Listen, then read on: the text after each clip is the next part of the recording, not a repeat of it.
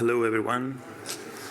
Welcome to the game art pipeline shift from Maya to Blender. I think I'm going to start because there is other presentations later, so I want to track this.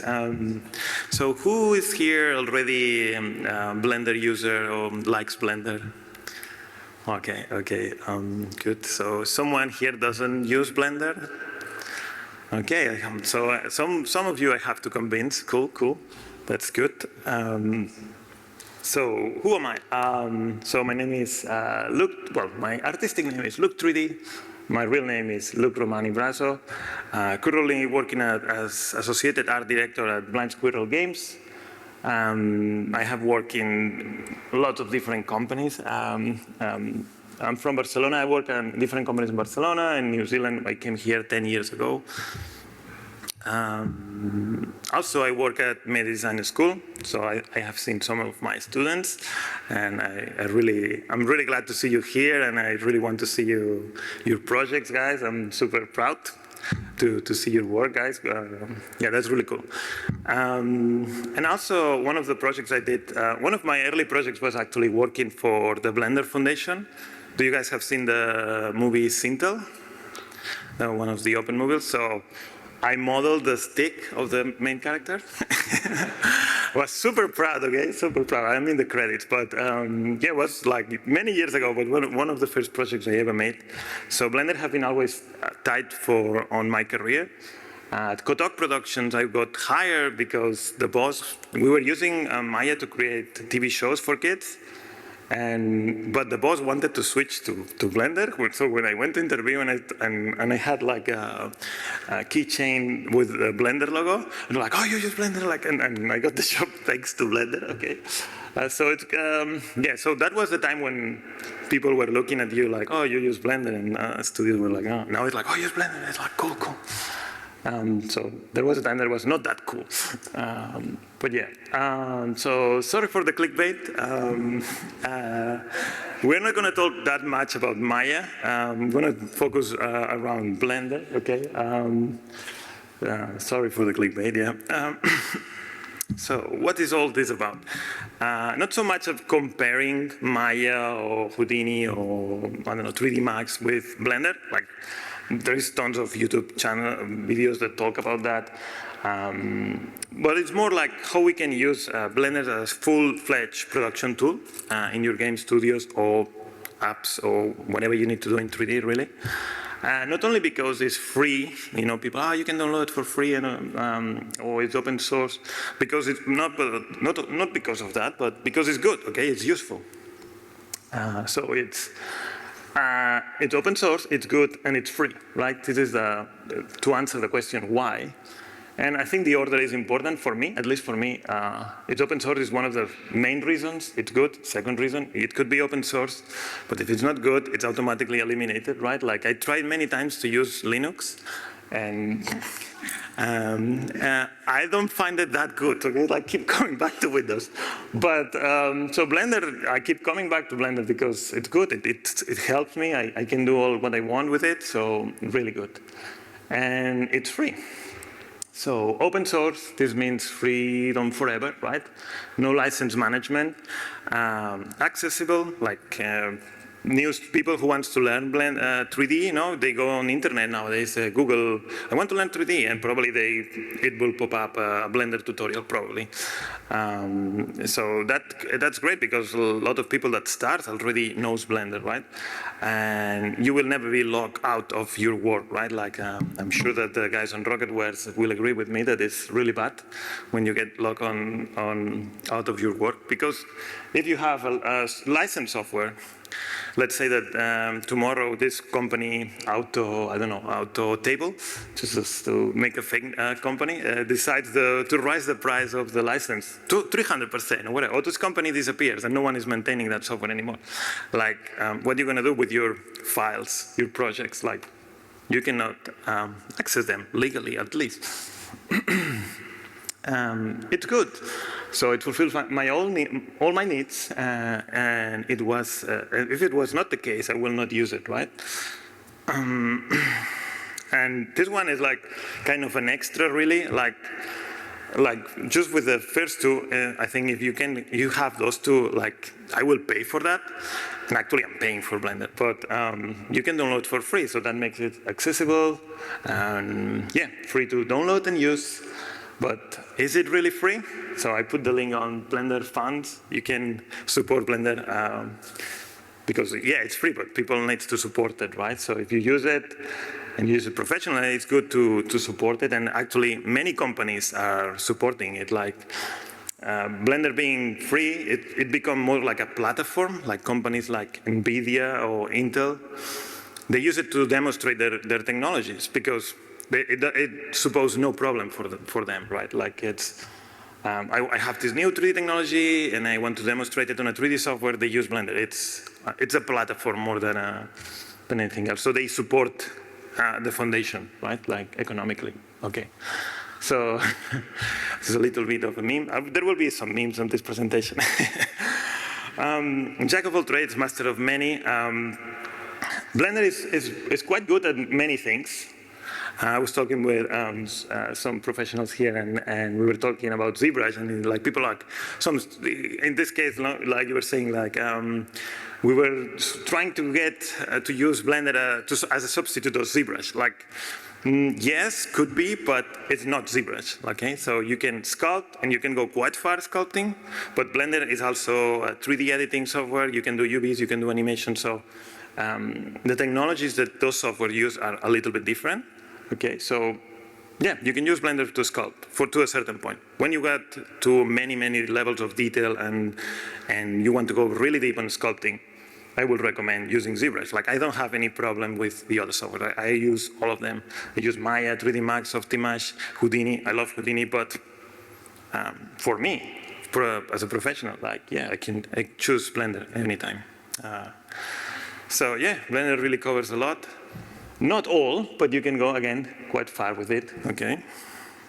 And at some point also, it's like what you can do, like as an artist or professional, right? Like what you can do with a tool. Like I can do a lot of things with Maya, I can do a lot of things with Blender. At some point, the limit is yourself as well, right? Like you cannot blame only the software for compatible, very important. Blender, its goal is always been to be compatible and as open as possible. Very quick adapting open standards like Python 3. Python 3 was available on Blender for a long time ago, before Maya was still using Mel. Many Maya professionals were asking for support on Python on Maya. Python 3, because it was using Python 2.6. Well, Blender does these things fast, okay? Blender have no problem on adapting new open standards quickly, and that's good. Yeah, what are you waiting for? So I think if you guys are small indie studios, small teams, the question, well, I don't know. There is no question. Just use Blender, right? For bigger studios, obviously, changing the whole pipeline and all that, it requires time. You need to find new professional, teach them, train them, whatever. But it's possible. Okay, I'm not saying it comes with challenges, but it's possible. So Blind Squirrel Games, the studio I work right now, is an American company, United States, founded in 2010. You probably have, all of you here have played one of the games that we work on Blind Squirrel Games, but we do a lot of full development, co-development, ports, remasters. So we work on more than 50 titles. And recently we opened a studio in Oakland. So this is one of the titles, some of the titles that we work on. For example, Age of Darkness, I'm not 100% sure all the work that we did, but I'm quite sure that we did all the multiplayer. So there was a lot of engineering work making the multiplayer for that game and stuff like this, okay? So BioShock, we make the remasters, ports to Switch from some of those games. Delta Force, we did quite a lot of work. Yeah, so as I said, like maybe you haven't heard about us, but you probably have played one of our games. So new studio in Oakland. Establishing a new studio in Oakland brings opportunities to create new pipelines on the local branch. And the art direction of Oakland Studio wants to promote Blender as the main tool because, well, the main direction, it's me, basically. I'm the art direction and a Blender fan, so yeah. This usually requires some experience, but it's definitely possible, as I was saying. So here, prepare your team transition. Don't make them watch Blender Guru. So if you have professionals, if you teach them they don't want to learn the basics, right? I don't have nothing against Blender Guru. I think it's really good for beginners. But when you talk to a professional, it's like, hey, watch some Blender Guru tutorials. It's like you already lost that person, right? So you want to make sure that this person makes from Maya Pro to Blender Pro, not from knowing nothing to Blender, right? So yeah, experienced artists need to learn the new tools fast.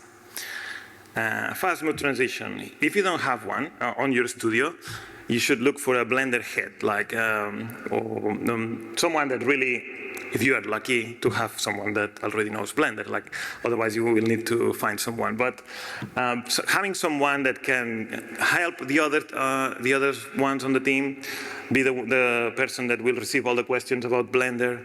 And yeah, in my experience, Blender users are always quite open because we kind of a cult. So yeah. Yeah, use professional training. I have some recommendations. P2 Design Academy, this guy is super good with everything related to rigging and animation in Blender advanced, okay? So this is something that a professional will use quickly. CG Cookie have really good tutorials as well, quite fast and quite directed to, for example, if you want to sculpt, they have a tutorial that will teach you all the sculpting tools, and you don't have to watch all the basics about what's a polygon, what's a cube, you know, like so. Blender Studio itself, they have many tutorials, and they talk a lot about pipelines, what they use in Blender Studio, so tutorials and talks about that. CG Boost, another one that is quite good. And recently, there has been the Blender conference. There is many talks there that are really good, especially all the game studios talks. And it's, yeah, really good. I was watching one about Sonic 3, the movie.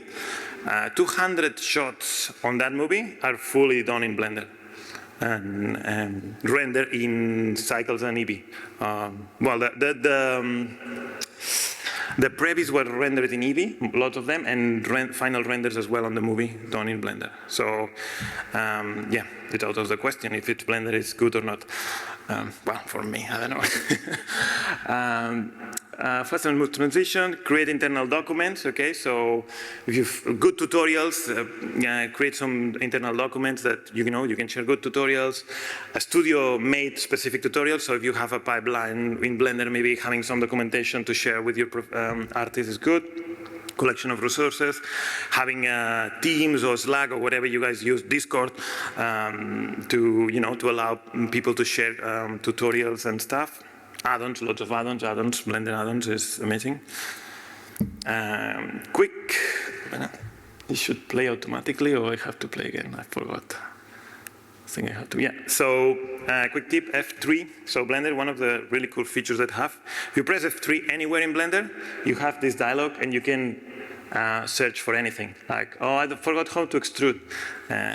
F3, extrude, and it will tell you how to. And it's based on context. So if you go to the outliner and press F3, and you want to select all, for example, you look for those kinds of things. Very useful when you're starting on a new tool, like, and you don't know, oh, I want to delete this cube, or I want to delete the material.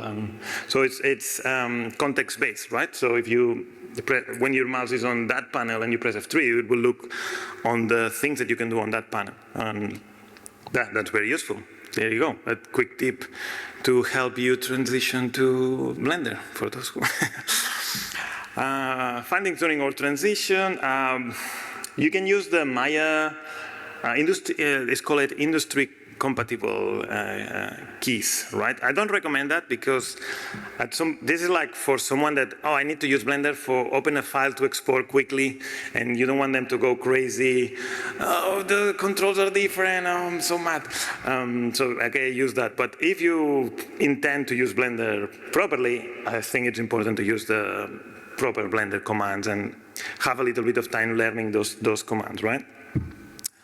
So, yeah, I don't know in your pipeline exactly how you can start to transition to Blender, but find things, right? Like maybe some art is already using for something to promote that more or whatever.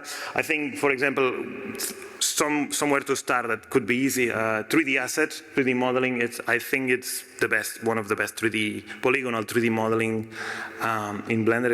I find it super fast. Concept art, I think concept art is already, most of the concept art are already using Blender, so probably is already using it. Prototyping assets or levels, pre-render assets. I do everything with Blender, to be honest. When I make icons, like instead of using Illustrator, I do it in Blender. And also Blender can export SVG, so vector files. So it's I almost made the presentation in Blender, almost. But like, no, it's going to be, okay. So case study, Cosmorons. So this is the game that we're working on, Blind Squirrel Games. I cannot play the trailer, but come to our stand and play the game, okay? So it's even better. You get to play. So Cosmorons, we have this system that you jump from planet to planet. It's a little bit like Mario Galaxy. And each planet has its own gravity. It's like microcosmos. We have like small planets, and the characters can walk around the planet. We're using Unreal Engine 5, and we have a system based on static vector fields. And so each planet has one of those files that calculates the gravity, right? Here a quick demo. This is a tiny asteroid, and the character just walks around, and the gravity is adjusting, right? And you can jump from asteroid to the planet, and each one have their own gravity. So the problem here was on the old pipeline. This game was already in production when I entered the company. They were using Maya, then Houdini, then Unreal. So that it was an old tool made in an old, how they call it in Houdini? An old tool made in Houdini, an old Houdini. So we have an old license that it needs to be transferred. And the license was in America, so every time I want to do it, any new vector field, I have to ask the license to be transferred to me, blah, blah, blah. Well, problems. So I did a little bit of research on what was vector fields, and it turns out it's just a file, right? It's just a file that have coordinates for how the gravity works. So Blender have geometry nodes. It's not like Houdini. Houdini is really good at what it does. But Blender, again, can do quite a lot. And it was implemented in 2020. Yeah, very powerful tool, basically. So you can make nodes a little bit like Houdini. And make like a joke, but it's not. But what? Workflow. So basically, I made a tool to create those vector fields in Blender. You create the planet in Blender, you can import it if you want.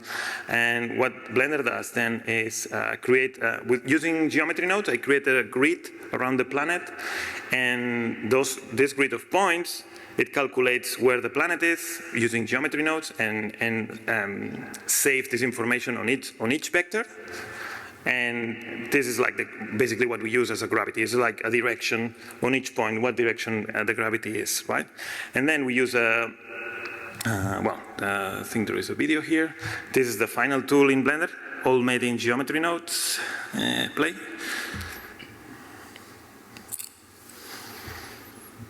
And yeah, it creates this grid of points. I can change the resolution of the grid.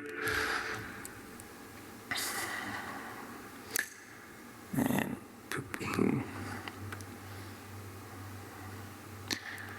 it's a little bit slow, sorry. But yeah, you get the idea. So all those points is actually what we export in Unreal to calculate the gravity. So here is like just a visual trick in Blender to see how those vectors look like. And it only shows the vectors that are closer to the planet because those are really the ones that we want to see. So when you sculpt the mesh or the planet or asteroid, it will adjust automatically. In sculpt mode, it doesn't adjust automatically, but when you are in edit mode, it will adjust it automatically, as I can show you here. So it's, yeah, basically, so the thing here now is like, okay, we have this grid with directions of the gravity. We need to export it, right? I don't know if I'm showing anything else here. Yeah, I think that's it. Cool. So we need to make a Python script to using the Blender API. Blender API is really good as well. So if you need to make some adjustments on pipelines, take a look at the Blender API documentation. And the coding, you know that Blender have different workspaces. If you go to code, you will see that when everything you do on the console, you can see the commands. So you just take a look at that and, well, anyway. Cool, let's see. Okay, so I use ChatGPT, sorry, I know. But I could do this, I'm not a programmer, okay, sorry. I use it to create the file, to create a script that exports the file, that basically reads all the points and writes a text file with the system of coordinates that vector fields need.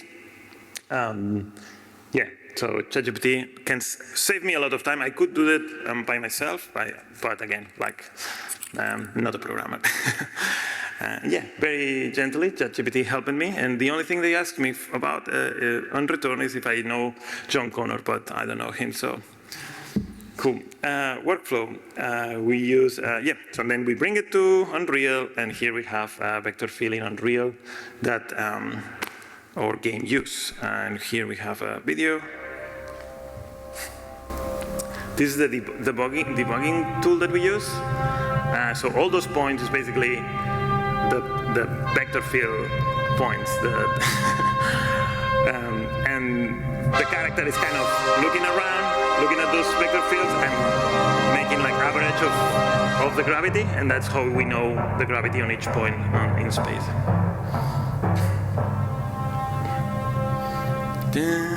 Music is cool.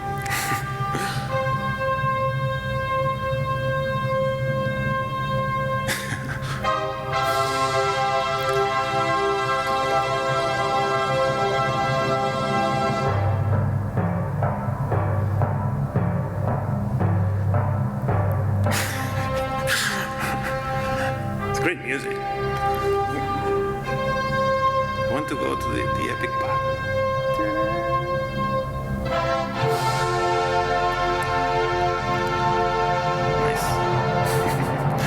Well, you get the idea, hopefully.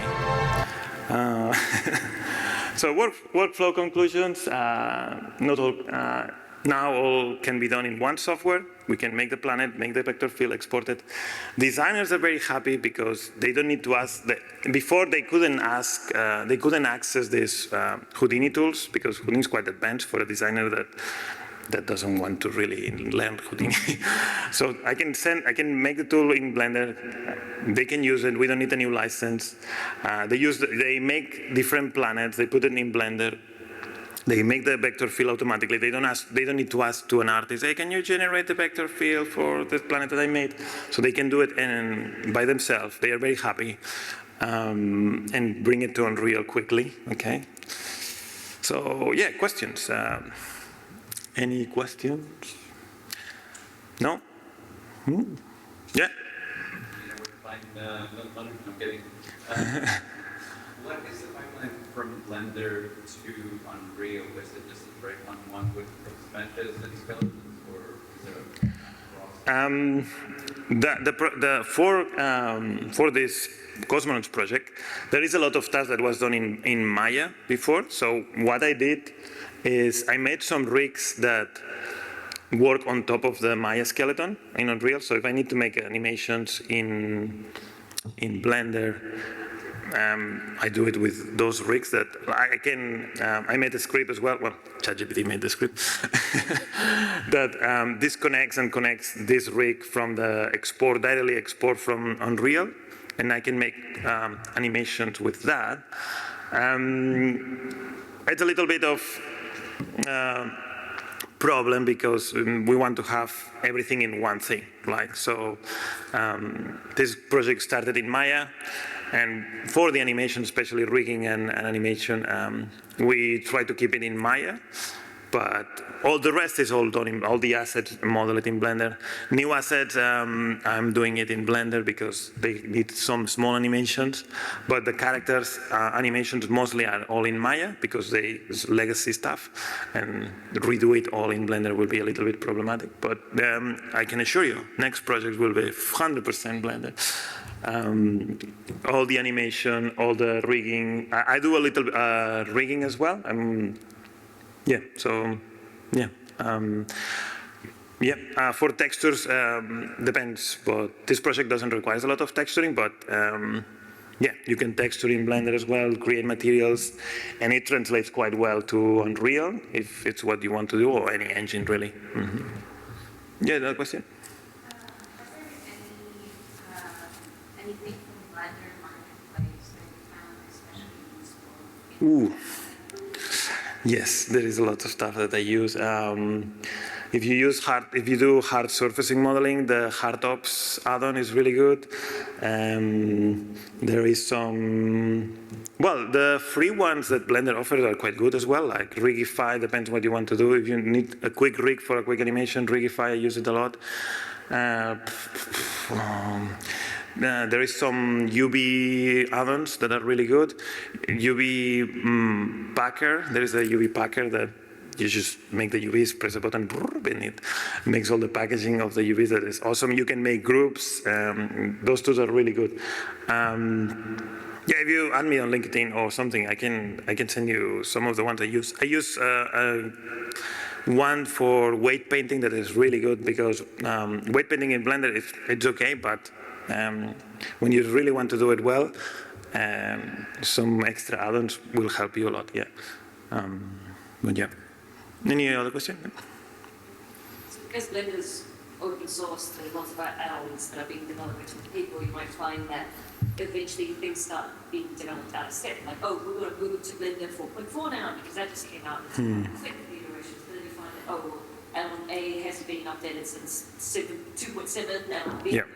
Really need these. Is there like a discussion or like someone pulled the shots on now we'll move to the long-term support version or? Yeah, so even if I use add-ons, I know exactly what those add-ons are doing.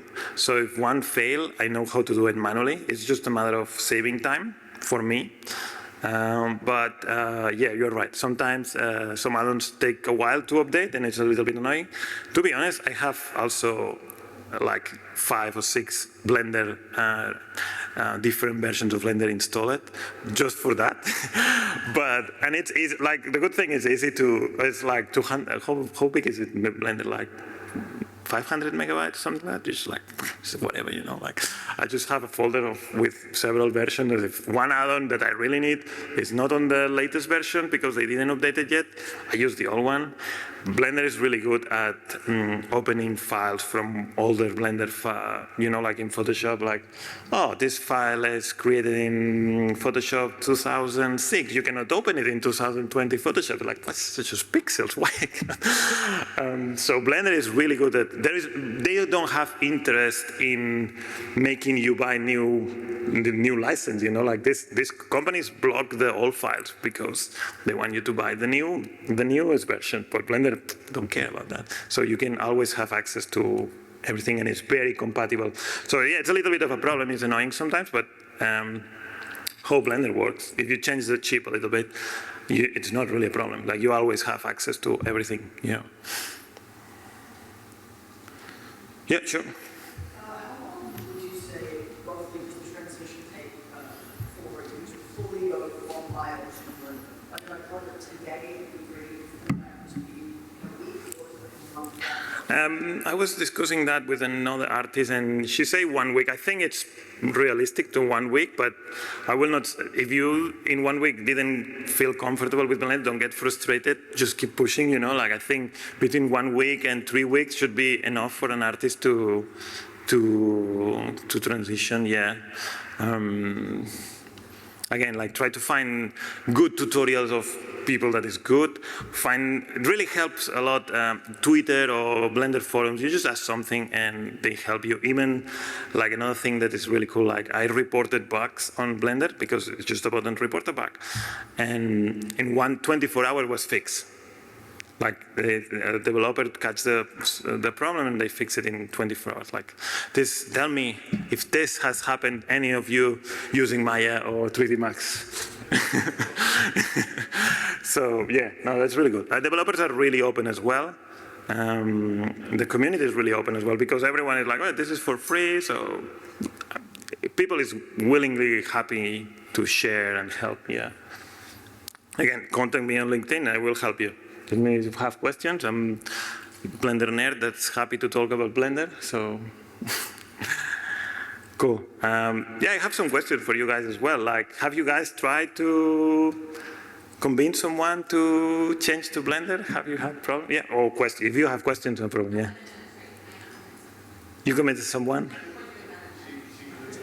Yeah. Cool. Nice. Well done. Yeah, any suggestions or resources that you guys know? Because again, Blender community is all about sharing. So if you guys want to share some add-ons and stuff, that yeah. Did I convince you, or you were already convinced to use Blender? Well, I know that most of you, I asked at the beginning, most of you were already convinced. It's a shame that my user didn't come, more than my user came. Well, anyway, yeah, well, you were almost convinced. Cool. Well, this is recorded, so hopefully some Maya users will will see that. Otherwise, if you know a Maya user, you can send him or her the talk. Cool. Networking time, yeah. Like, add me to LinkedIn if you guys want. Let's connect and explore and all that. Again, I really recommend to check on the Blender conference. There is some really good talks about game developers using Blender and different pipelines that they use. There is a guy that talks about how to use geometry nodes to make complex assets. Sometimes in Blender you have to apply all the geometry, all the stack modifiers or geometry nodes, apply all to export, and then you lose the procedural stuff. But there is ways, really cool ways to keep everything and bake everything to a new mesh with a geometry node that basically tells copy everything, boom, and then create a new asset. And then this is the asset that you export, and you can change materials and. Yeah, it's really cool. There is a lot of good talks there, like, yeah, Blender conference, take a look. And thank you. And yeah, Blind Squirrel Games, we are looking for artists and engineers mostly, but some artists as well. So take a look at the website and yeah, send us your CVs if you want. And thank you.